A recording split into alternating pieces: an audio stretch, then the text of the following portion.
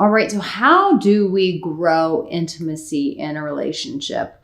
One of the ways that we know that we're not growing intimacy in a relationship is we're very caught up on the minutia of life. The minutia of life. We're very caught up in things that don't matter, very symptomatic things that, what other people think, other people's opinions, societal expectations, our work, all of the things that just keep the busyness of life going, the busyness of thoughts going.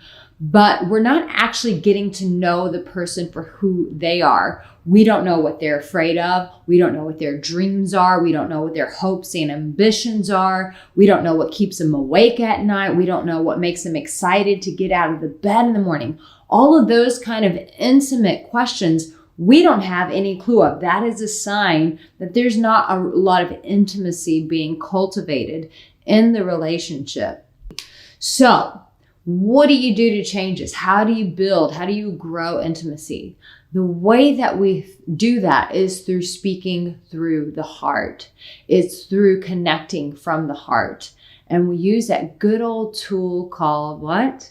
Vulnerability. We use vulnerability to be able to share, those aspects of us that maybe we don't share with the rest of the world. We don't share with our work colleagues. We don't share even maybe sometimes with our family. But there are those things that only we know that we may not often share with the rest of the world.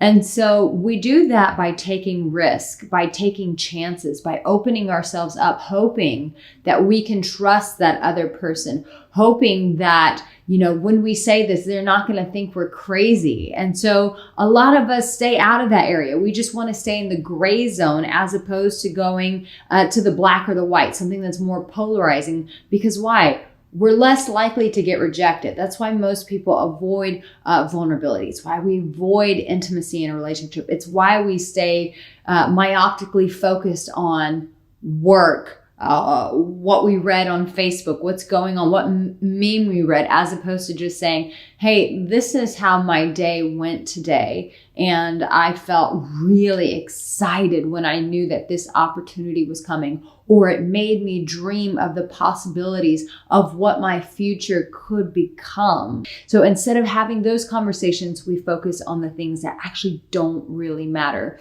The things that circulate in our mind, the things that pull us emotionally, those are the things that we want to talk about. What's going on in here? What are we dreaming about? What are we aspiring to? What are our hopes? What are those adventures that we want to go on that we've not told anyone else about? You see, it's having that sort of heart conversation, that heart communication that flows through vulnerability. Now, if you're not used to being vulnerable with people, this may be a little tricky for you. This may be hard for you. In fact, for most men, vulnerability is really hard. How many times do I work with men as clients who have all told me that, in their past and their upbringing, that vulnerability was not welcome, that it was actually shamed. And most men in today's society still feel shamed around opening up, or they feel lost around it. And so many questions come to me of like, what's the boundary? When do I share too much? When do I share too little? And so there's a lot of confusion for vulnerability with men.